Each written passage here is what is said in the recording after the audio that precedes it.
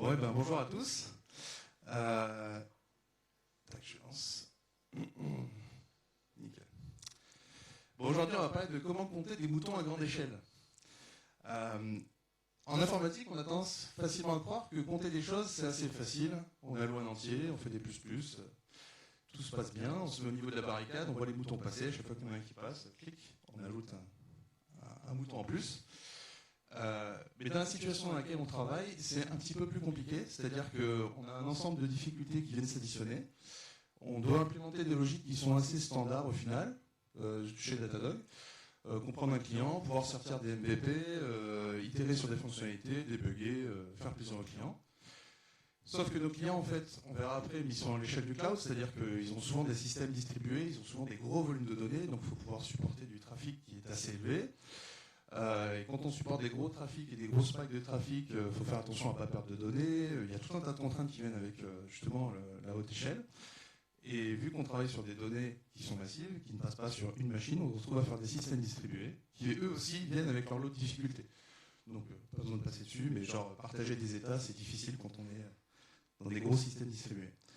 Du coup, c'est pas forcément quelque chose sur lequel tout le monde peut relate, pardon, je n'avais pas le mot en français, faire une correspondance.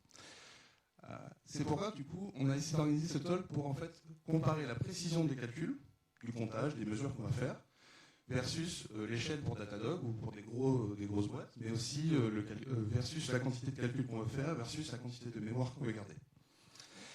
Du coup, je suis Karim Boktob, je travaille chez Datadog en tant que software engineer, Emmanuel Tran, software engineer aussi, et on travaille pour l'équipe Run Backend. Du coup, pour pouvoir comprendre ce talk, il y a besoin de comprendre un petit peu ce qu'est Datadog, ce qu'est Run, ce qu'est Kafka. Promis, c'est pas de la pub. Donc Datadog, c'est un produit d'observabilité pour pouvoir un peu observer ce qui se passe sur ces différentes infras, sur ces différents logiciels, un peu à toutes les échelles, pour n'importe quel type d'application, n'importe quel type de stack, et n'importe quel type d'échelle de vos infras. Ça veut dire qu'on va collecter plein de signaux assez variés, que ce soit des logs, que ce soit des traces distribuées, que ce soit calculer des SLO, des SLA, ce genre de choses. Le produit Datadog est assez varié. Et du coup, il est tellement varié qu'il y a énormément de verticalité et de produits différents chez Datadog. Le produit qui va nous intéresser aujourd'hui, c'est celui sur lequel on travaille, c'est Real User Monitoring. Et un petit peu Session Replay. Donc Real User Monitoring, je vous fais juste le pitch en 2 secondes. C'est un produit qui permet d'offrir de la visibilité end-to-end de nos clients. Pour voir l'activité en temps réel, et l'expérience de leurs utilisateurs. Ça veut dire qu'on a 4 grosses verticalités dans nos produits, c'est-à-dire qu'il peut être utilisé pour faire du performance monitoring, pour faire de la gestion d'erreurs, pour faire de l'analyse d'usage et d'analytics, c'est-à-dire voir où les clients vont passer sur vos sites web, voir ou sur vos applis mobiles, pouvoir rejouer des sessions utilisateurs, voir ce qui se passe. Et pour pouvoir aussi, du coup, c'est assez utile pour faire du customer support. Ça veut dire qu'on va pouvoir collecter plein d'événements qui proviennent de vos applications, des applications de nos clients. Et ces événements, derrière, on va pouvoir faire tout un tas de choses avec. On va pouvoir faire des dashboards avec des signaux assez variés. Par exemple, pouvoir voir l'état de nos différentes versions, voir la quantité d'erreurs par version, les sessions utilisateurs qui rencontrent des erreurs, ce genre de choses. Une fonctionnalité assez utile de notre produit, c'est de pouvoir faire des time series. C'est-à-dire que je vais pouvoir agréger tous ces événements qui sont stockés pour en fait faire des stats dessus. Ça, du coup, ça marche uniquement sur les événements qui sont stockés. Stocker une grande quantité d'événements sur une grande période de temps, en fait, ça coûte assez cher. Et c'est là où on en viendra juste après. Et là, par exemple, on peut compter sur les événements qu'on a stockés, là c'est sur la dernière journée, les sessions de type utilisateur qui viennent de Corée du Sud et qui ont déjà rencontré un crash. Donc là, on a juste des petits counts. Donc l'architecture au niveau ressemble un petit peu à ça, c'est-à-dire qu'on va avoir des SDK qu'on va fournir à nos clients, qui vont venir intégrer dans leurs applications, et ces SDK vont nous transmettre toutes les actions qu'ils vont collecter, soit automatiquement, soit parce que le dev qui a intégré le SDK a ajouté des actions custom ou des erreurs custom, ce genre de choses. Et tout ça, ça va être envoyé à notre backend, et notre backend va pouvoir processer tous ces événements, les interconnecter, les réconcilier, et offrir à l'utilisateur payant, du coup, à nos clients, la capacité d'effectuer des queries, des agrégations, des alertes, des moniteurs sur leurs données. Donc les propriétés un peu de notre backend, on va zoomer un peu dessus, mais les propriétés de notre backend, c'est que du coup, en fait, il est capable d'ingérer une grande quantité d'événements par HTTP, qui peut gérer énormément de flux de données, qui va pouvoir agréger des gros flux de données, qui va pouvoir stocker des gros flux de données. Et pour ceux qui connaissent un peu en système distribué, il y a énormément, pour garantir de la fiabilité, on est obligé de faire beaucoup de compromis, d'avoir énormément de garanties at least once. C'est-à-dire qu'on va traiter les événements au moins une fois, mais peut-être plus. Donc parmi les événements qu'on va collecter, il y aura des actions, des erreurs, des ressources et des longues tasks. Donc les actions, ça va être des clics utilisateurs, des sliders, etc., un scroll. Des erreurs, donc quand il y a des exceptions qui sont levées pour le client, ou que, voilà, ce genre de choses. Des ressources qui sont chargées, donc ça peut être des images, ça peut être des XHR, ou ça peut être des longues tasks, donc des choses qui vont s'exécuter en background dans l'application. Donc toutes ces actions-là, enfin tous ces événements-là sont toujours réalisés au sein d'une vue, c'est-à-dire qu'ils vont tous être annotés avec un view ID. Et le SDK va nous transmettre différentes versions de la vue au fur et à mesure que la personne reste sur une vue. Une vue étant la présentation d'une page. Et tous ces événements au sein d'une même session sont tous annotés par un session ID, mais les sessions ne sont pas envoyées par le SDK, les sessions sont générées de notre côté par réconciliation de tous les événements. Ça veut dire que du coup, on a tout un tas d'événements qui sont immutables, donc des événements qui se passent qu'une seule fois. Un clic ne va pas durer dans le temps, c'est un clic à un moment donné. Et en revanche, on a des vues, des pages qui peuvent, elles, vivre dans le temps. C'est-à-dire qu'on va pouvoir rester sur une page longtemps. Donc en fait, le SDK va nous transmettre des mises à jour de la vue en question. Et de la même manière, vu qu'une session utilisateur peut durer dans le temps, les sessions elles-mêmes sont mises à jour dans notre backend. Ce qu'il faut comprendre, c'est que du coup, ce qui va être intéressant pour Sol, c'est de se dire que du coup, chez nous, on a un gros tuyau d'événements structurés. Des événements qui sont déjà parsés, validés, etc., facilement utilisables. Et ce gros tuyau d'événements, il sert à tout un tas de choses. Il sert à générer des sessions, générer des métriques, pour regarder des agrégations que l'on souhaite pendant une durée plus longue que notre rétention d'événements, faire des liens cross-produits, par exemple de relier une XHR qui est fait côté browser à une trace distribuée côté backend. Ça permet vraiment d'analyser l'expérience utilisateur de bout en bout, et de faire de l'indexation du storage, c'est-à-dire simplement rendre les événements disponibles pour querying. Du coup, ce gros tuyau, aujourd'hui, c'est plein de topics Kafka. Du coup, je suis obligé d'expliquer un petit peu ce qu'est Kafka. Pour ceux qui n'auraient pas forcément la connaissance de Kafka, on va un peu vulgariser là-dessus. Kafka, c'est un système qui permet de créer des topics. On va dire juste ça comme ça. Et ces topics vont permettre, ça va être un système de producteur-consommateur. Un producteur va venir ajouter des choses dans un topic à la suite. Et les consommateurs, eux, vont venir pouvoir consommer ces différentes choses, ces différents records. L'intérêt de Kafka par rapport à d'autres systèmes de messaging, c'est qu'en fait, les événements sont persistés, c'est-à-dire qu'ils ne disparaissent pas. Ils ne sont pas consommés par les consommateurs. Le consommateur, lui, est très léger, il possède uniquement un pointeur de là où il en est dans le flux d'événements. Il se rappelle, voilà, je suis à l'offset 42, je suis à l'offset 40. Et une autre fonctionnalité de Kafka, c'est que Kafka permet aussi de partitionner ces topics. Donc on va pouvoir, au lieu d'avoir simplement un topic, on va avoir des sous-partitions de topics, on va pouvoir le subdiviser. Et là, par exemple, il y a plein de manières de subdiviser ces données. Là, par exemple, on a donné la règle de dire que chaque lettre doit être dans la même partition. Donc, vous voyez que tous les A sont ensemble, tous les B sont ensemble, tous les C sont ensemble, tous les D sont ensemble. Mais ça ne veut pas forcément dire qu'il n'y aura que des C dans une partition. Ça veut juste dire qu'ils sont toujours au même endroit.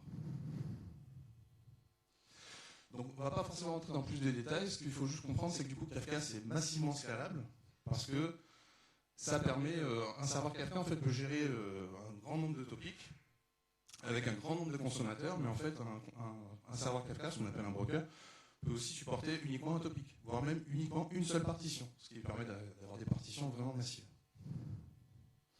Donc un petit récap, Datadog, c'est une plateforme d'observabilité, ça permet de créer des signaux assez variés, de comprendre ce qui se passe et d'être alerté en cas de problème. Run, ça permet de faire grosso modo la même chose sur web et mobile, donc plutôt sur les front-ends, et de comprendre un peu ses utilisateurs. Il y a un peu de product analytics en plus.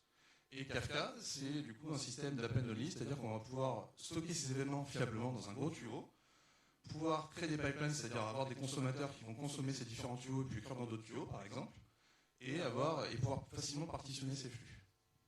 Donc voilà. Maintenant que j'ai un peu introduit ces trois concepts-là, je vais laisser Manu vous présenter le problème de Run2Metrics. Merci Karim.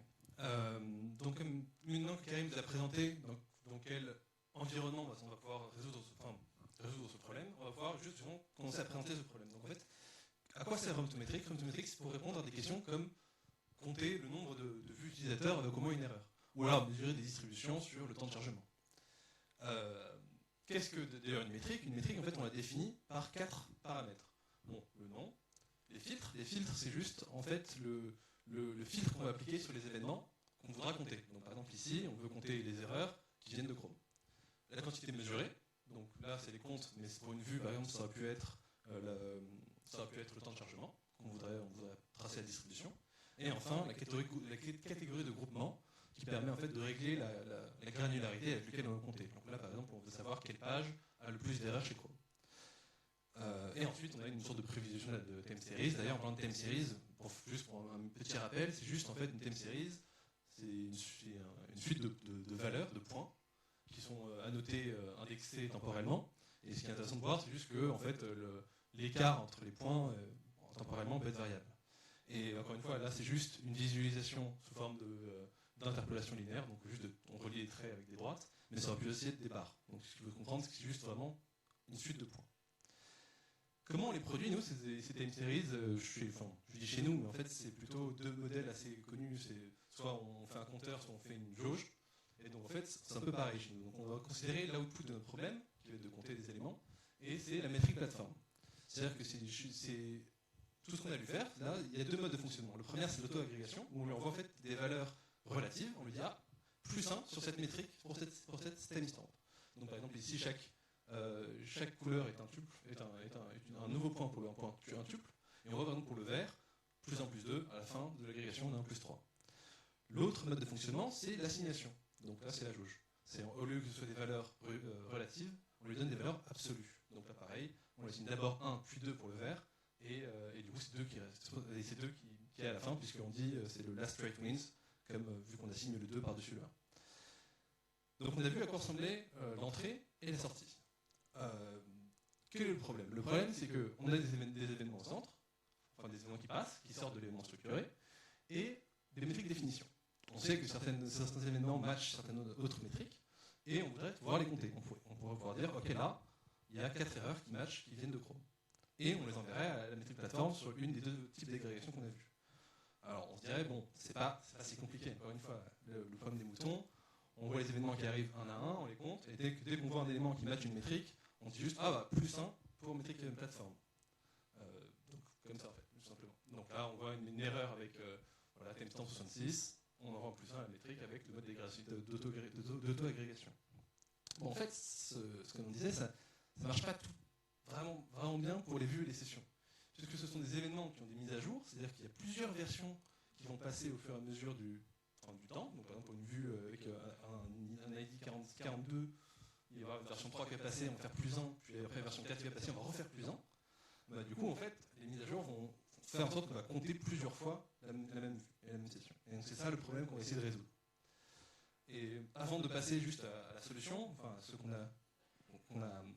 une des solutions qu'on a considérées, on voulait juste présenter d'autres requirements, d'autres cahiers des charges qu'on avait besoin de faire.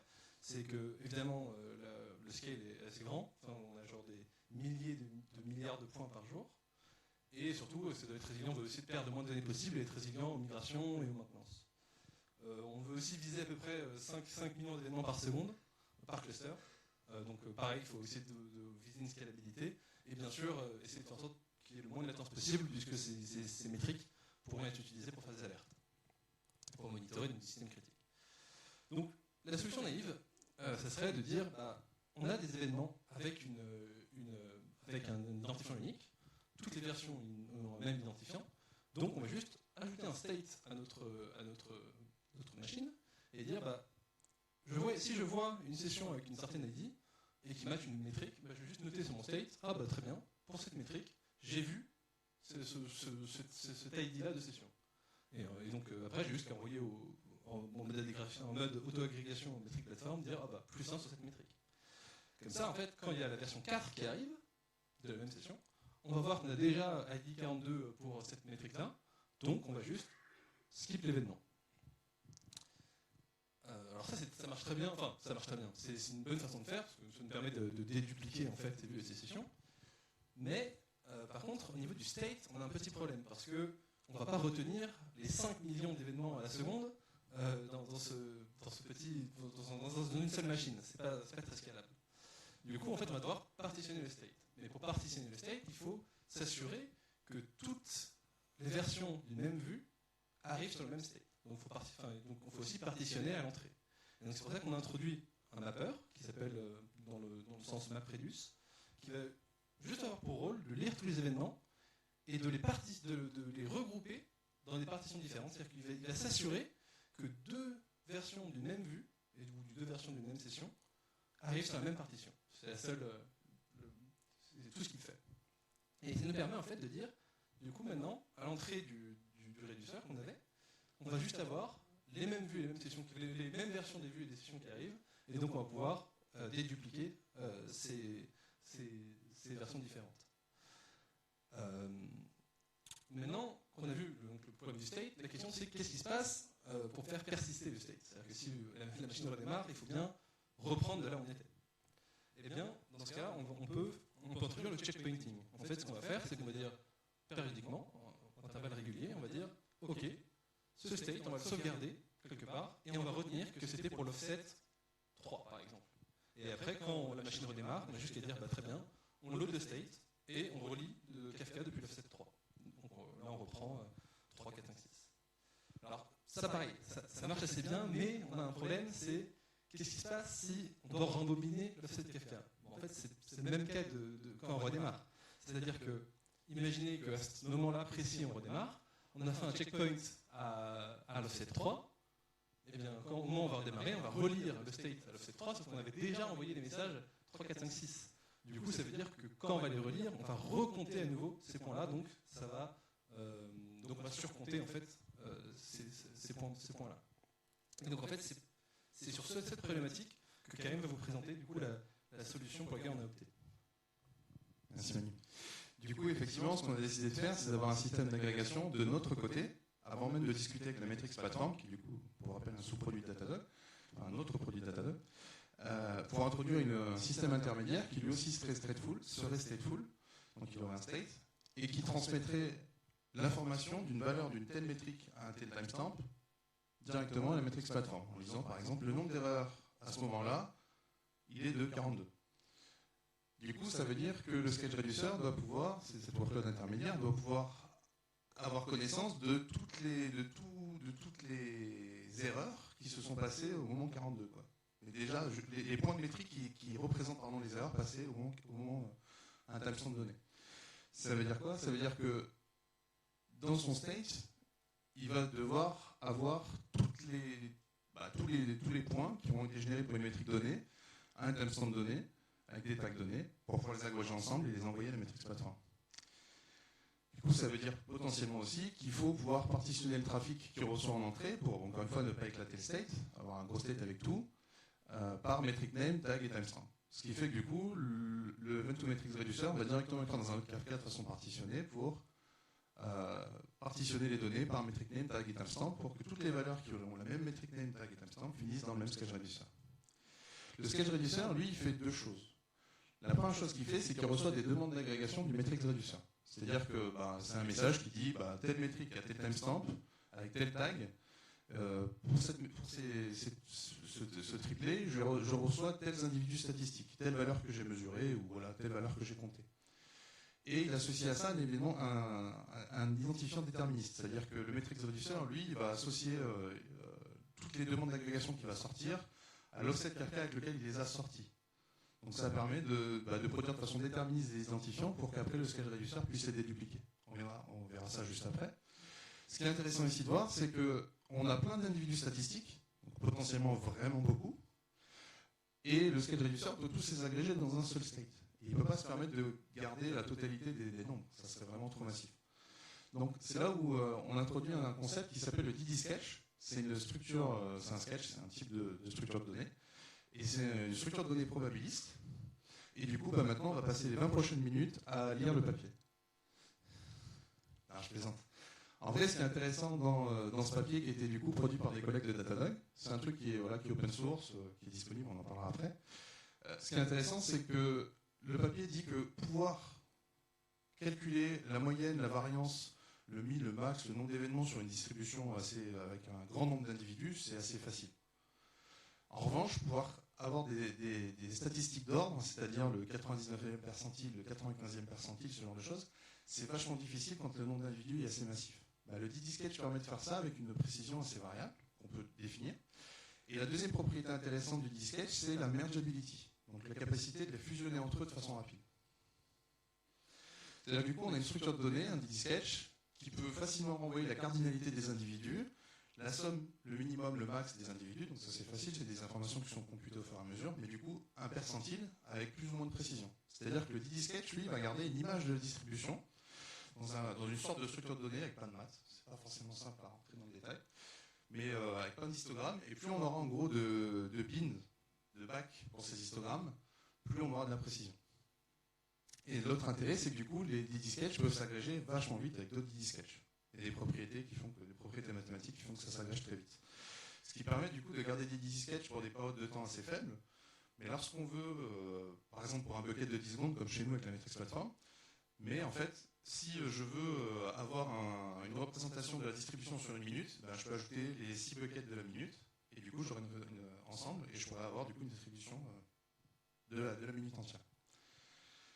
Donc les compromis du DD-Sketch, et de la catégorie des sketchs en général, c'est que du coup ça peut agréger en général beaucoup d'individus, mais ça ne conserve qu'une image de la distribution. Donc ça peut renvoyer que certaines informations. On ne peut pas vérifier si un individu est présent dedans, par exemple.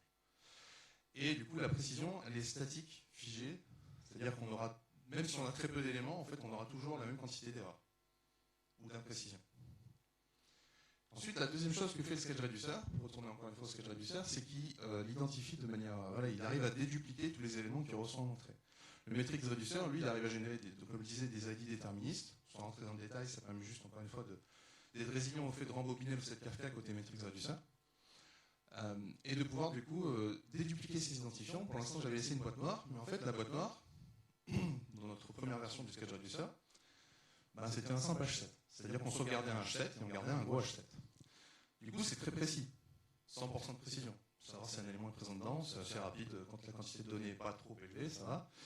Mais le truc, c'est que là, on a un SLO de 5 millions d'événements par seconde, des buckets temporels de 10 secondes, ça fait 50 millions de clés. Si on dit que les clés, c'est des murmures 3, donc ça fait 30 octets, ça fait à peu près 1,5 giga. On ne peut pas se permettre de garder 1,5 giga d'identifiant par bucket temporel. Ce serait bien trop gros. Surtout si on multiplie ça par le nombre de métriques de nos clients et par notre nombre de clients, ça fait c'est vraiment très gros. Du coup, ce qu'on a essayé d'explorer, c'est les Bloom filters. Le Bloom filter, c'est une structure de données probabiliste qui peut représenter un ensemble. Là, c'est un Bloom filter. Pour l'instant, vous pouvez imaginer le Bloom filter comme étant simplement un buffer. Vous avez un buffer.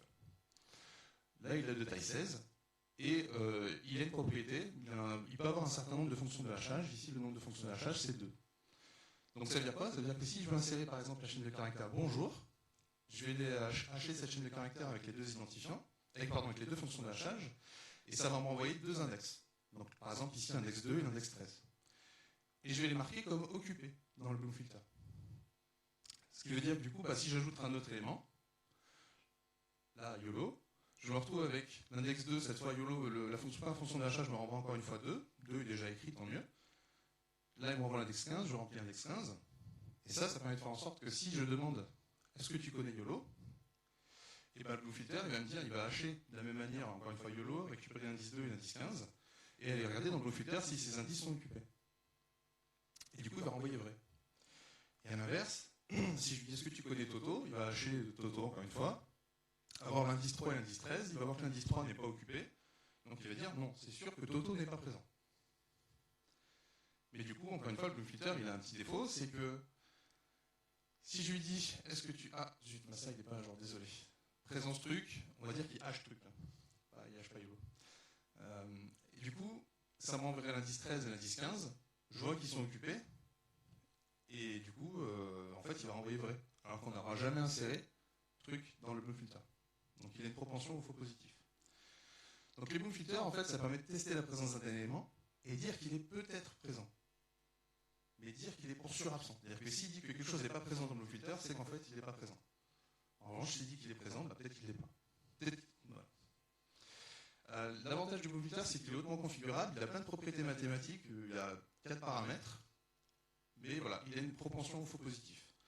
Ses gros compromis, c'est que ça peut contenir encore une fois de très gros ensembles, si on en a oublié assez gros, que la précision, en fait, c'est une simple fonction mathématique, donc en fait, on peut avoir le taux d'erreur quand il dit oui, je contiens ce truc-là, en fait, on peut savoir avec quel pourcentage d'erreur c'est vrai. Et du coup, la précision se dégrade avec la quantité d'éléments que je vais mettre dans le BlueFilter. Parce que si j'ai un BlueFilter qui est tout rempli, en fait, il renverra toujours vrai. D'accord. Et un avantage qui peut être aussi un compromis, c'est qu'en fait, il fait uniquement des faux positifs. Ce qui peut être utile pour éviter de faire certains traitements de temps en temps, mais en fait, si on fait le traitement, c'est pas grave, ça peut être aussi acceptable de faire ça. Donc, il y a tout un tas de calculateurs qui permettent d'optimiser un peu ces BlueFilters. Moi, j'aime beaucoup celui-là, qui est open source, un petit truc assez simple. Et ça permet d'aider, si je dis par exemple, j'aimerais viser 50 millions d'événements dans le filtre, avec une probabilité de faux positif de 10-3. Le nombre de bits dans le filter, j'ai pas envie de le remplir, le nombre de hash function, j'ai pas envie de le remplir, je te laisse te débrouiller. Il me trouve une optimisation, il me dit, voilà, ton blue filter il va faire 85 mégas. 85 mégas, si pour des clients qui ont juste des petites métriques, j'ai pas envie de garder 85 mégas pour tous les clients non plus. Donc ça me plaît pas trop. C'est pour ça que du coup on a exploité une autre famille de solutions qui est basée sur le BlueFilter qui s'appelle le Scalable BlueFilter. Le Scalable BlueFilter, c'est un BlueFilter où on va lui dire tiens, ton taux de faux positif ne doit pas dépasser une certaine probabilité. Donc là par exemple, je lui dis ton taux de faux positif ne doit pas dépasser 10-2. Donc je vais allouer un BlueFilter, je vais faire mes insertions et mon test sur ce BlueFilter là. Mais quand ce BlueFilter sera plein, c'est-à-dire que si j'insère encore un élément, en fait, ma probabilité elle va passer en dessous de 10-2, au-dessus par exemple de 10-2. Ce que je vais faire plutôt, c'est que je vais plutôt ajouter un deuxième BlueFilter à côté, dans lequel je vais insérer les éléments, les prochains éléments. Et du coup, ce BlueFilter là devra avoir une probabilité de faux positif 15% plus petite que le précédent, et un nombre de fonctions d'hachage si possible plus élevé. Donc, si vous voyez ce que je veux dire, si vous avez une petite intuition, il va se remplir de plus en plus vite, le plus grand aussi. Et de la même manière, si celui-ci est plein, je vais encore en allouer un autre. Du coup, c'est une solution qui marche très bien sur des ensembles qu'on ne connaît pas forcément, dont on ne connaît pas forcément la cardinalité, je veux dire. Du coup, ces compromis, c'est qu'en fait, ça peut contenir des gros ensembles ou des très gros ensembles. Que si vous ne faites pas attention, en fait, la taille peut devenir franchement explosive, si vous utilisez des libs avec des configs par défaut. Je parle d'expérience. Et du coup, ça nécessite du profiling pour connaître un peu ces données. Et nous, ce qu'on a fait, du coup, c'est qu'on a dit, en fait, on a un BlueFilter d'une certaine taille. Le suivant, il fera déjà telle taille. Et le suivant fera déjà telle taille. Et du coup, ça nous permet d'avoir une solution basée à base de H7 jusqu'à à peu près 10 000 événements par seconde. À 10 000 événements par seconde, on transforme notre H7, on récupère tous les éléments qu'il y a dedans, on les met dans un BlueFilter. Quand on passe à l'équivalent de 100 000 événements par seconde, à ce moment-là, on va allouer un deuxième BlueFilter. Quand on passe à l'équivalent de 5 millions d'événements par seconde, on va passer sur un troisième BlueFilter. Ce qui permet du coup d'adapter la solution et la quantité de mémoire qui va être utilisée en fonction de nos clients et des données, des specs de données qu'ils vont nous envoyer. Ce qui fait que s'il y a peu de trafic, ça prendra très peu de mémoire. S'il y a beaucoup de trafic, ça prendra beaucoup de mémoire. Voilà, donc c'est les deux principales choses que fait le Scaled Reducer. Le futur, maintenant. On a quelques améliorations qui sont en cours, sur lesquelles on devrait bosser en théorie en début d'année prochaine. Je vais laisser Manu vous les présenter. Merci Karim. En effet, une des limitations du système là, c'est qu'on ne peut que dédupliquer les sessions et les vues. Les vues ID et les sessions ID. L'idée, c'est aussi comment on fait si on veut répondre à des questions du type combien d'utilisateurs distincts ont visité une telle page, ou alors, je sais pas moi, le nombre de ressources distinctes qui ont été chargées dans une page donnée. La solution pour compter, du coup, de façon, c'est trouver la cardinalité de n'importe quelle valeur, ça serait donc l'hyperloglog. Avant d'introduire l'hyperloglog, je voudrais juste vous donner l'intuition de comment ça marche. Pour ça, je vous demande juste d'écouter, c'est fini slide, mais il y a en fait, juste en gros, très rapidement, juste celle-là, c'est on a une épreuve qui est lancer n pièces et obtenir n piles. La probabilité, donc, c'est calculée, c'est juste 1 sur 2 puissance n. Et en fait, la valeur qu'on voudrait avoir, c'est combien de fois, en moyenne, je dois retenter cette épreuve pour la réussir. Et donc ça, on connaît, pareil, c'est une loi géométrique de probabilité 1 sur 2 puissance n. Et en calculant, du coup, l'espérance, c'est 2 puissance n. Et en fait, le résultat, qu'est-ce qu'il veut dire ? Il veut dire que si jamais on me demande de retenter jusqu'à ce que j'ai 2 piles d'affilée, ben, en moyenne, je vais tenter 4 fois l'épreuve, 2 puissance n. Et en fait, l'intuition que j'essaie de vous donner, c'est que la réciproque marche un peu. C'est-à-dire que si je vous disais que j'ai réussi à tirer, j'ai réussi l'épreuve à n égale 3, vous allez vous dire, ok, soit il a vraiment beaucoup de chance, ce qui marche aussi, soit il a fait beaucoup d'épreuves, il a essayé plusieurs fois de le faire. Et en fait, c'est sur ce principe-là que se basent les paraloglogues. C'est-à-dire que on va avoir des éléments qu'on veut compter, et on va juste les hacher, et on va compter le nombre de zéros, successifs à la fin. Et on va juste retenir le maximum. Même pas les individus, juste le maximum de zéros à la fin. Donc là, on a 1, là, on a 2, là, ça reste 2 le maximum, et ainsi de suite. Et à la fin, c'est 3. Et donc, du coup, on dit, bah, ok, la cardinalité de l'ensemble des individus qu'on a comptés, c'est 2 puissance 3, donc 8. Et donc, du coup, vous allez me dire, mais alors c'est un peu de la magie noire, parce qu'on ne compte même pas les individus. Mais oui, en fait, du coup, on pourrait juste avoir pas de chance et tomber sur que des zéros, et donc, du coup, avoir 2 puissance 32. Et donc on va avoir l'impression qu'on en a 1 milliard alors qu'en fait on en a juste 6. Et c'est pour ça qu'il y a plusieurs améliorations qu'on peut ajouter à ce système, comme par exemple le fait d'ajouter des buckets. Dire ok, on va continuer à faire la même chose, mais les premiers bits, en fait ça va juste nous permettre d'indexer dans quel bucket on va mettre notre maximum. Donc par exemple là, sur le bucket vert on va ajouter, ici c'est 0, sur le bucket jaune on va ajouter 2, et ainsi de suite. Et après, en fait, on a juste qu'à prendre la moyenne des buckets et on va avoir le résultat qu'on avait tout à l'heure. Et en fait, ce qui est intéressant avec ce système-là, c'est que ces buckets, on peut les faire séparément. On peut les faire de façon distribuée et après, on a juste qu'à les rassembler et faire la moyenne à la fin. Donc, c'est particulièrement bien scalable. Et pareil, il y a d'autres améliorations qu'on peut ajouter, comme le fait d'avoir plusieurs fonds de hash pour chaque individu, ou alors le fait de filtrer les plus grosses valeurs. Dans le papier, montrait que si on gardait seulement les 70% plus petites valeurs, on a déjà 20% de moins d'erreurs. Et enfin, aussi utiliser la moyenne harmonique pour fusionner les buckets. Voilà, c'est juste pour vous donner une intuition de des améliorations que vous pouvez encore ajouter pour généraliser un peu plus ce système. Mais sinon, du coup, en conclusion, les systèmes distribués, ça craint. N'en faites pas si vous pouvez, c'est tellement de problèmes. Les structures probabilistes, c'est cool. Vous avez vu, du coup, c'est assez efficace en mémoire, on consomme beaucoup moins, du coup, c'est un peu écolo aussi. Et enfin, du coup, l'open source, ce sont vos amis. Ouais, du coup, la plupart des structures de données qu'on vous a montrées, en fait, elles sont déjà open source et elles sont déjà facilement utilisables. Aujourd'hui, Apache fournit plein de librairies pour plein de langages différents pour la plupart de ces structures de données. Il y en a énormément dont on n'a pas parlé parce que simplement on s'en est pas servi dans ce cas-là en particulier. Redis permet de gérer tout ça. Redis a une implémentation des HLL qui est massivement scalable, très facilement. Et du coup, toutes les libs qu'on développe nous en interne un peu de cette manière-là, par exemple DidiSketch, en fait, c'est un papier, mais c'est aussi plusieurs libs open source qui sont maintenus et à jour, parce qu'en fait, on les utilise tous les jours. Donc il y en a pour faire des bindings, il y en a en Java, il y en a en Python, en ce que vous voulez. Et du coup, merci à tous, merci à Volcamp et merci à Datadog.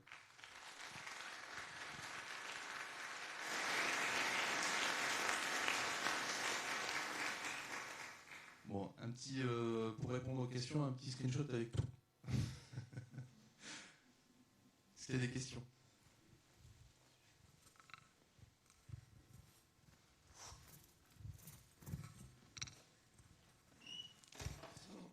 Bonjour, merci pour la présentation. Ma question, c'est quel format de données vous utilisez pour Kafka ? Est-ce que vous faites de l'Avro, du protobuf ? Alors, c'est un peu spécial, c'est-à-dire que nous, les événements qu'on reçoit en entrée, ils viennent de plein de systèmes différents. Donc, l'intake en elle-même attend du texte. Et en réalité, c'est des JSON séparés par des entités chaînes. Donc, on a des objets JSON séparés par des entités chaînes pour tous les différents événements que génère la SDK. Et ça, derrière, c'est processé, c'est transformé en CIBOR. Et dans le futur, ça va passer sur du protobuf. On va avoir des schémas un peu plus fixés pour avoir un usage mémoire plus optimisé. Ça fait partie de notre objectif de réduction des coûts, ça devrait se passer l'année prochaine. Donc protobuf, pour ceux qui... Enfin, je sais pas, j'ai besoin de définir. En gros, de façon optimisée en binaire plutôt que de représenter du texte.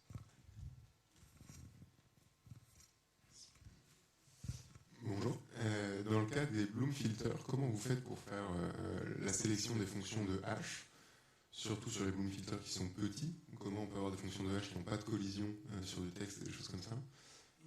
Et est-ce que c'est toujours les mêmes qui sont utilisés? Est-ce que c'est généré à la volée? C'est une très bonne question.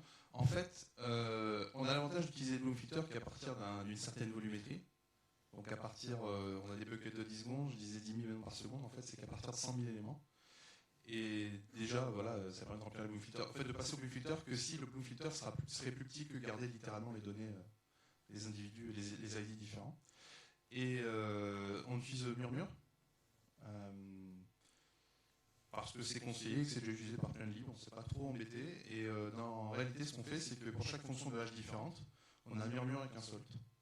Donc on ajoute un petit truc en plus à l'individu qui est fixé pour identifier chaque fonction de hachage.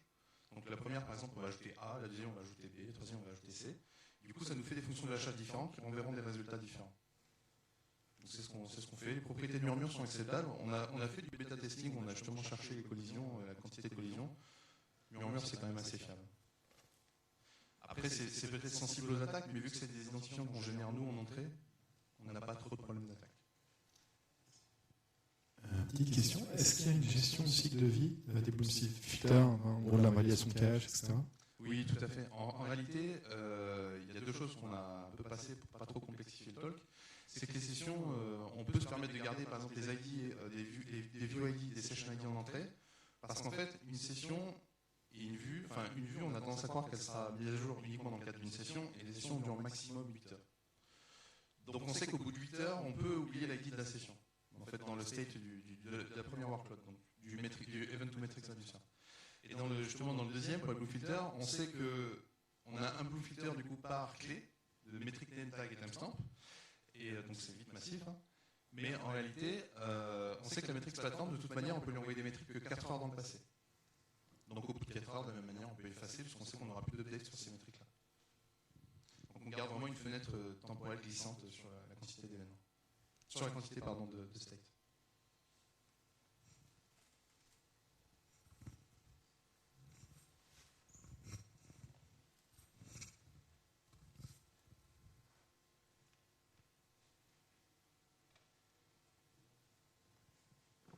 Il y a d'autres questions? Eh bien, on peut applaudir et remercier.